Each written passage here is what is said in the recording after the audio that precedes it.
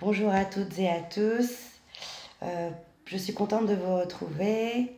Petite vidéo ce soir pour vous parler d'une thématique qui est assez compliquée, la thématique de la guerre d'Algérie. Alors pourquoi cette thématique?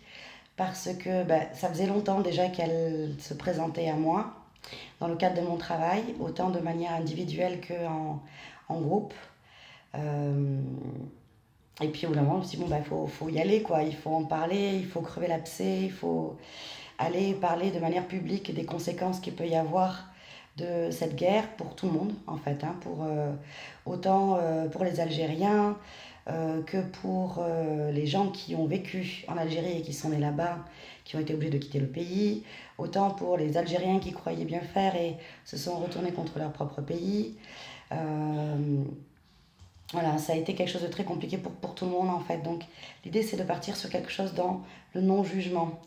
On n'est pas là pour faire un procès à qui que ce soit, on n'est pas là pour juger les actes de qui que ce soit, on est là pour libérer ces mémoires, cet héritage qui est super lourd et qui commence, non, c'est pas il commence, il continue à peser lourd dans l'inconscient collectif. Voilà. Alors, pour vous donner un petit exemple, j'ai fait une séance avec un petit bébé, enfin, c'est pas un petit bébé, c'est un bébé de 6 mois, et qui ne dormait pas, qui avait beaucoup de problèmes pour faire la sieste, beaucoup de problèmes à s'endormir la nuit, avec des réveils de terreur nocturne, et en cherchant dans les informations, alors comment je cherche, petite parenthèse rapide, test musculaire, je vais chercher des informations à travers des livres, à travers mes listes d'informations, et le corps me guide, va me dire, va, livre numéro 5, page numéro 114, troisième paragraphe, enfin voilà. C'est comme une enquête en fait, je vais chercher les informations. Si c'est pas assez clair ce que je vous dis, regardez les autres vidéos, je l'explique de manière un peu plus détaillée. Voilà. Et donc pour en revenir à ce petit bout, beaucoup d'excitation, d'agitation et de nervosité. Et en fait, en cherchant les informations, j'ai tombé sur mémoire de guerre, colère, culpabilité, sentiment d'insécurité dans le monde. Et en fait, je me disais, mais d'où ça vient? Donc je demande aux parents, mais d'où est-ce que ça, bon, on savait un petit peu d'où ça vient parce qu'on a trouvé quand même que c'est les mémoires du côté du père, le grand-père. Voilà, donc secret de famille, parce qu'il y a beaucoup de choses qui sont tues en fait. Le problème, c'est qu'on ne parle pas assez de ce qui s'est passé, des conséquences qu'il peut y avoir pour tout le monde et comment s'en libérer surtout. Donc ce petit bout de chou, je vais y arriver. Excusez-moi, c'est une thématique, waouh, j'ai mis tellement de temps à la faire parce que je me disais, mais comment faire pour arriver à parler de ça sans blesser qui que ce soit, sans blesser chaque personne qui peut être concernée, qu'elle soit d'une partie ou d'une autre, parce que l'idée, encore une fois, c'est de libérer les mémoires et pas de faire un procès. Donc voilà, vous comprendrez que pour moi, lancer ce sujet-là sur la table, c'est chaud bouillant, d'accord? Voilà, voilà. Donc voilà, ce petit chopinou, on a trouvé qu'en fait, il portait l'héritage du grand-père qui a fait la guerre là-bas et qui était revenu avec voilà, un énorme traumatisme. Et du coup, voilà, l'objectif c'était de libérer ce petit bout de chou de cet héritage pour qu'il puisse enfin dormir. Et puis il dort bien, il dort très bien. Il n'a plus ce sentiment d'insécurité, il est en forme et il grandit, il continue à bien grandir. Donc voilà, pourquoi cette vidéo? Pour libérer ses mémoires dans l'inconscient collectif. Ces mémoires de guerre. Donc, je ne vais pas en dire plus, je vais vous expliquer ce que j'ai trouvé pendant la séance et après on va aller voir ce qu'on peut faire parce que trouver des infos c'est bien, mais l'idée c'est surtout qu'est-ce qu'on fait avec tout ça quoi. Alors, démarrage, ça a été très très fort parce que j'ai démarré la séance comme je l'avais faite pour Bob Marley et pour Simone Veil en demandant ok, qu'est-ce que je peux faire pour le collectif? Qu'est-ce qu'aujourd'hui, moi, Nadia, à mon niveau, à mon échelle, qu'est-ce que je peux faire au niveau du collectif et qu'est-ce que je peux proposer aux gens? La phrase qui tue. Les effets de la guerre d'Algérie se font sentir. Page 93, les archives de la police. Voilà. Donc là, je me suis dit, bon, ok, Nadia, là, t'es bonne pour aller attaquer cette thématique. Même si tu essayes de l'esquiver, ben, faut y aller. Donc voilà, les effets de la guerre d'Algérie se font sentir, page 93. Voilà. Ensuite, je tombe sur la souffrance vient d'un fond qui ne peut plus être révélé. Secret de famille, silence occulté. L'enfant des sables, page 43. Et après, secret de famille et silence occulté, j'ai trouvé dans ma liste des informations à moi. Ok, j'ai dit, bon, ben là, on doit partir sur, on doit crever cet abcès, en fait. Ces histoires de secrets de famille qui peuvent appartenir, encore une fois, là, on va faire un travail de manière très globale. Hein, on ne va pas s'arrêter dans un camp ou dans un autre. On n'est pas là en mode juge. On est là, encore une fois, une dernière fois, je vais arrêter de le dire parce que je me justifie, parce que c'est compliqué. On est là pour faire la paix et retrouver la paix. Ok. Alors ensuite, je tombe sur pardonner à son agresseur.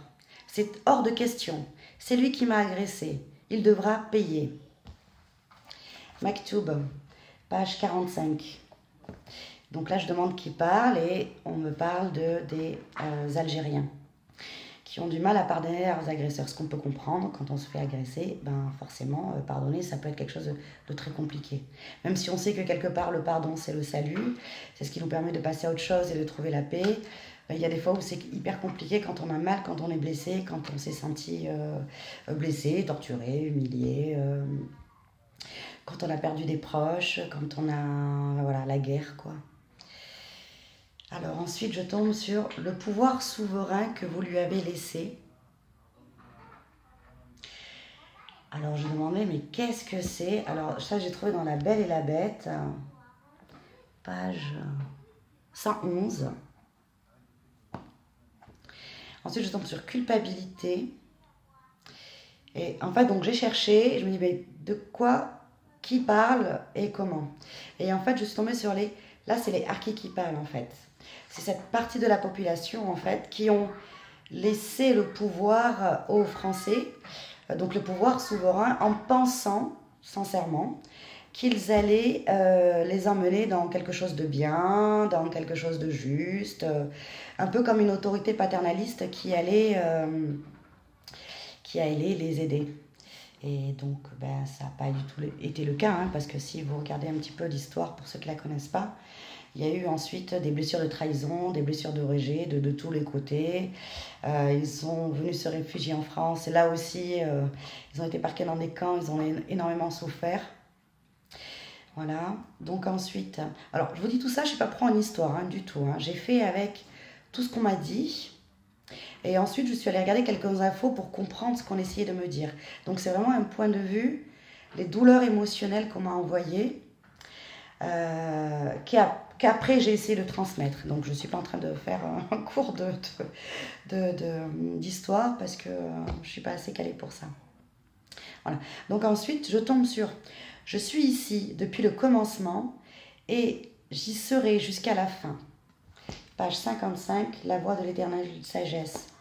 Et là, du coup, ben, c'est les Français, à ce que j'ai compris, hein, ce sont les Français qui sont nés en Algérie ou alors qui ont grandi en Algérie et qui se sont sentis profondément algériens et qui ont été obligés de quitter le pays et qui ont, du coup, voilà, ben, blessures, hein, rejet, déracinement, colère et qui ne voulaient pas quitter le pays parce que pour eux, c'était chez eux. Voilà. Donc après, avec tout ça, bon, je vous résume ça hein, de manière très rapide, hein, mais c'est quelque chose qui a été très très long à décoder et à gérer toutes ces âmes en colère et tristes et de tous les camps, de tous les partis. J'ai dû gérer toute cette énergie-là, ce qui a été très compliqué pour moi. Ensuite, je pars sur conséquences. Ok. Et là, on me dit agressivité héréditaire, page 42. Ok, pour comprendre, alors j'ai très bien compris hein, que agressivité héréditaire, c'était une espèce de colère qui du coup se transmettait de parents à enfants, à petits-enfants, et c'est cette agressivité qu'on peut avoir dans les tripes, dans le sang, dans nos mémoires, qui se transmettent et qui perdurent jusqu'à aujourd'hui. Ensuite, on me dit, la guerre est... Ah non. Celle-là, elle est balèze. Page 32, Samarcande. La guerre est ininterrompue, parfois ouverte et sanglante, mais le plus souvent sourde et insidieuse. Insidieuse, pardon. Et du coup, c'est tombé dans les conséquences. Donc j'ai réfléchi, j'ai rediscuté avec eux. Je ne vous ai pas tout mis, parce que c'était très long. J'ai rediscuté avec eux et on m'a dit qu'en fait, c'était cette histoire de séquelles que tous les descendants peuvent avoir. Donc dans les conséquences, insécurité. Donc en fait, guerre ininterrompue. Donc encore aujourd'hui. Parce qu'en fait, c'est une porte qui n'a pas été fermée. On n'en a pas parlé au niveau diplomatique. On met ça sous le tapis, on occulte un petit peu tout ça au lieu de se réunir, de parler ensemble et de voir qu'est-ce qu'on peut faire, demander pardon, dire tout simplement j'ai tort, avoir la classe et l'humilité de dire oui, l'humilité pour éteindre le feu peut-être, mais l'humilité de dire je suis désolée pour le mal que j'ai pu te faire, demander pardon, voilà, faire ce grand travail au niveau, à une grande échelle en fait. Donc du coup, conséquences pour tous les descendants, insécurité, colère envers les autres, colère envers soi engendrant de la violence, porter la culpabilité de ses ancêtres, se le faire payer. Ensuite, je suis tombée sur mémoire de guerre, pénurie alimentaire, peur du manque, problème d'enracinement. Enfin voilà, toutes ces mémoires, tant qu'on n'aura pas soulevé cette... c'est un peu comme le sifflet de la cocotte minute, vous voyez. Il y a l'histoire qui est là, avec plein de gens de plein de parties qui ont souffert, qui ont fait du mal, qui ont subi des choses horribles. C'est donc autant dans la culpabilité du bourreau que dans la blessure de la victime. C'est comme une espèce de cocotte minute en fait où ça boue, ça boue, ça boue, ça boue, ça boue. Et du coup, c'est une violence qui peut ressortir à d'autres moments dans sa vie personnelle, avec d'autres personnes, envers soi-même. Porter la culpabilité de ses ancêtres, donc se le faire payer aussi. Un exemple, mes ancêtres ont fait du mal, ont torturé en Algérie, ou même en France. Le lien à l'Algérie, il y a les événements du 17 octobre aussi qui sont encore bien réveillés, ces mémoires qui sont encore bien actives, pardon. Et donc il y a des gens qui portent aussi ça, cette culpabilité de ce qu'ont pu faire leurs ancêtres. Et en fait, l'idée, c'est aujourd'hui, comment faire, qu'est-ce qu'on peut faire pour sortir de toutes ces blessures, de toute cette colère, de toute cette culpabilité, parce que la guerre est finie. Mais comme on nous l'a dit tout à l'heure, la guerre est ininterrompue. Donc, elle est le plus souvent sourde et insidieuse. Elle est encore là, en fait, cette putain de guerre. Elle est fermée, elle est finie officiellement, mais inconsciemment, peut-être consciemment pour certains, elle est encore présente à l'intérieur de beaucoup de personnes. Donc en fait, je vais ouvrir à mon chat, je suis désolée, mais elle insiste pour rentrer, je vais l'ouvrir. Naya, allez viens, allez, viens. Allez, viens. Voilà, je suis désolée, quand il y a beaucoup de dames dans la pièce, et bien Naya, elle est là, elle est à fond. Elle aime bien travailler avec moi. Donc là, vu le monde qu'il y a autour de nous, en évoquant cette thématique, oui, viens Naya, viens ma douce. Voilà, donc Naya est très sensible aux âmes, comme beaucoup de chats, comme beaucoup d'animaux d'ailleurs. Sensibilité que l'on a tous en nous, mais qu'on a oublié, viens là. Qu'on a oublié ou qu'on a perdu avec le temps. Tiens, tu te poses, ma louloute. Alors, du coup, l'idée, c'est qu'est-ce qu'on peut faire avec tout ça? Calme-toi. Qu'est-ce qu'on peut faire avec tout ça? Alors, le premier truc qu'on m'a proposé, et que je vous propose maintenant, c'est... alors, je suis tombée sur je reviens au départ. On me donne les informations et ensuite j'ai une boîte à outils avec plein de choses dedans et on me dit, mais oui Naya, on me dit voilà ce qu'il faut faire pour libérer ces mémoires là. Donc là je vous proposais quelques petits exercices que vous pouvez faire de votre côté, soit en direct avec moi, soit de votre côté quand vous pourrez. Vous pourrez remettre la vidéo en arrière. Alors, excusez-moi, je suis un peu super touchée. Il y a du monde avec nous là. En fait, si j'avais envie aussi de faire cette vidéo, c'était pour libérer toutes ces âmes qui sont encore là, qui sont tourmentées et qui attendent de l'aide. D'accord? Donc, ces exercices, on va les faire. Et pour nous, pour ceux et celles qui se sentent concernés, quel que soit le parti, on est d'accord. Et aussi pour eux, parce qu'à partir du moment où nos ancêtres partent en paix, ça libère une charge émotionnelle sur Terre, sur la Terre, en Algérie, en France. Voilà. Alors, première étape, on va enlever ce qu'on appelle un nœud émotionnel au niveau du cœur.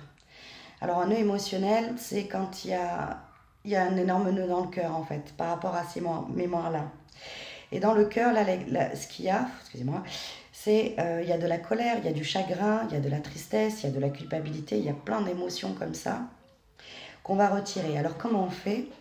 Je vous invite à mettre une main au niveau du cœur et d'enlever. C'est comme si, alors pour ceux que ça peut aider, celles et ceux que ça peut aider, fermez les yeux et c'est comme si vous enleviez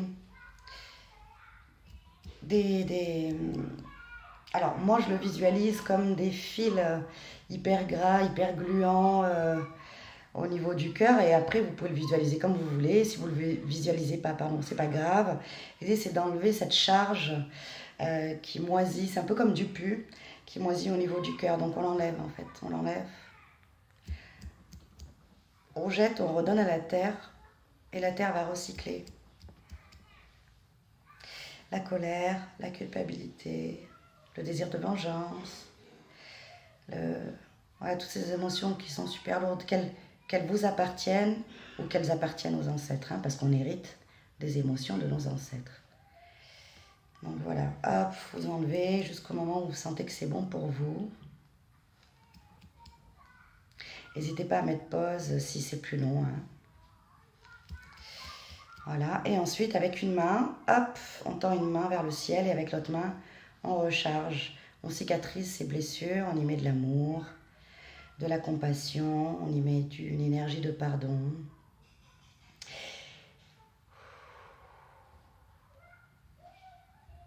Alors soit on met la main directement sur le cœur, soit on la met un petit peu comme ça.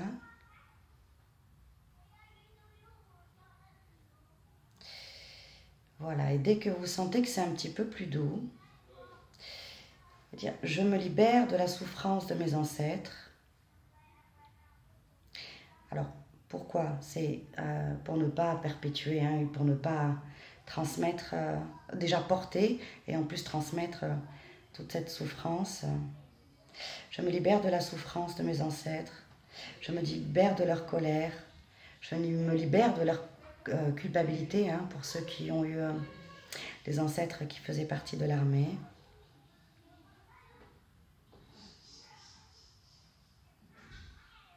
Voilà, je me libère de la souffrance, je me libère de la colère, je me libère de la culpabilité, je me libère de ces mémoires de guerre. Voilà. Et j'en libère mes ancêtres. Donc vous commencez par vous, je me libère, et ensuite à la fin, et j'en libère mes ancêtres. Voilà. Ok, donc pour moi c'est bon pour moi, mais si pour vous il y a besoin de plus, continuez le travail. N'hésitez pas à le refaire plusieurs fois, même si vous en ressentez le besoin. Alors ensuite, on m'a demandé de allumer une bougie. Voilà, pour les ancêtres. Donc voilà, moi j'avais allumé ma petite bougie que j'ai éteinte. Donc moi je l'ai fait de manière très globale pour le collectif. Et une petite phrase clé qui va les aider, c'est « Je te pardonne pour tout le mal que tu as pu faire et je te demande pardon pour tout le mal que tu as fait. » Non, pardon. Excusez-moi. la pièce, elle est super chargée. Hop, hop, hop.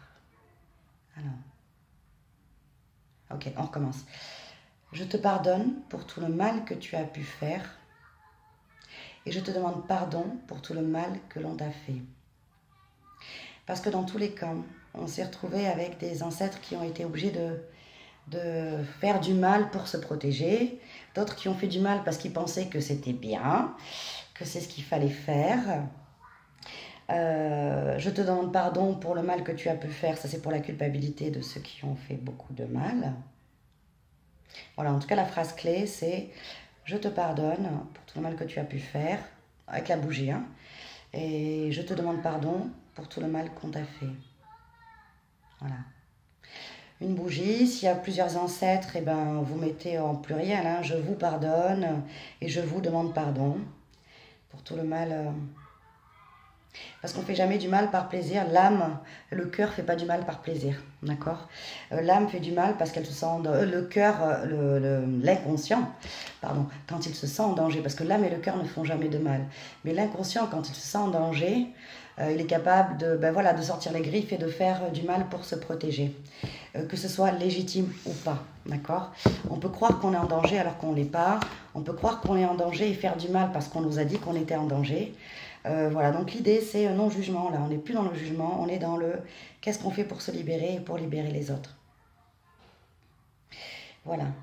À la fin, pour clôturer la séance, on ferme les yeux et comme si on avait un ciseau dans les mains, on se dit, alors soit à voix haute pour celles et ceux que ça peut aider, soit dans sa tête, on ferme les yeux et hop, je coupe. Je coupe avec ces mémoires de guerre. Je coupe. C'est fini. La guerre est finie. On tourne la page, on passe à autre chose. On élève ses enfants dans un sentiment de paix et de sécurité. On les libère de ce lourd passif et on libère aussi ceux qui sont encore là, hein, parce qu'il y en a nombreux qui sont encore là et qui en souffrent toujours. Et on libère toutes ces âmes qui sont pas parties parce qu'elles sont chargées de toutes ces énergies dont on a déjà parlé tout à l'heure, la colère, la souffrance, la douleur, la culpabilité, la vengeance, tout ça. Voilà, voilà. Bah, écoutez, j'espère que j'ai été claire, les amis. Ça a été un exercice qui a été très difficile pour moi. Parce qu'il faut, je me dois, dans le cadre d'une séance, d'être vraiment dans le non-jugement et de ne juger personne. Même la personne qui a fait les pires choses, j'ai pas le droit de la juger, en fait, je suis pas là pour ça, je suis là pour voir qu'est-ce qu'on peut faire maintenant. Donc c'est pour ça que ça a été dur pour moi de ne pas prendre parti ni position et de ne blesser personne parce que voilà, tout le monde est concerné et voilà, donc j'espère que cette petite vidéo aura contribué à un effort collectif de libération. J'espère que tout ceci aura pu vous aider et aider les copains là-haut. Et voilà. Et je tenais à clôturer cette séance avec un grand remerciement pour Kateb Yassine, parce que ça a été le premier à me pousser dans le cadre d'une séance collective pendant une formation avec ma chère amie Annick, je vous en parlerai après, qui est venue nous chercher et qui m'a poussée vraiment à me dire « Nadia, là, il faut y aller au niveau collectif ». Bon, on me l'avait déjà dit plusieurs fois, mais mon ego, ma peur, la peur du jugement et tout ça, j'avais pas le courage de le faire en fait. Et là, voilà, Yacine a débarqué en pleine séance parce que les personnes avec qui on faisait la formation étaient concernées par cette problématique. Il est arrivé et il nous a dit, ben voilà, il faut y aller, quoi. Il faut y aller, il faut partager, il faut en parler. Chacun à son niveau, chacun à sa manière. Donc j'encourage les artistes à faire ce travail-là de votre côté. Mon amie Annick, dont je parlais, qui faisait partie de la formation aussi, elle est en train elle a monté un projet, un film qui j'espère va trouver une très belle issue et les financements et tout ce qu'il faut, parce que Annick fait partie de deux parents français et allemands qui ont combattu aux côtés des Algériens Ça veut dire trahir son propre camp, ça veut dire se mettre au dos de sa propre famille, ça veut dire être déserteur, voilà, donc avec des trop lourdes conséquences. Voilà, donc c'est toute cette histoire qu'elle raconte avec beaucoup d'amour et de bienveillance dans son film, qui j'espère verra le jour très vite et très bientôt. Donc j'encourage chacun de vous à faire comme elle, donc voilà, artiste à travers la musique, à travers l'art, à travers le théâtre, à travers les écrits, à travers la thérapie pour ceux qui le souhaitent, mais des débats, des cercles de parole. En tout cas, si je peux me permettre de vous donner un conseil, c'est de partager, d'en parler, de crever cet abcès, comme je l'ai fait aujourd'hui, timidement. Mais j'ai eu le courage de le faire, bravo Nadia. Merci Yacine. Et donc voilà, allons-y les amis, quoi. Il faut tourner la page, et de manière bienveillante et pas dans une énergie de guerre ou de vengeance. Je vous embrasse, je vous souhaite le meilleur et je vous dis à bientôt pour d'autres aventures. Au revoir.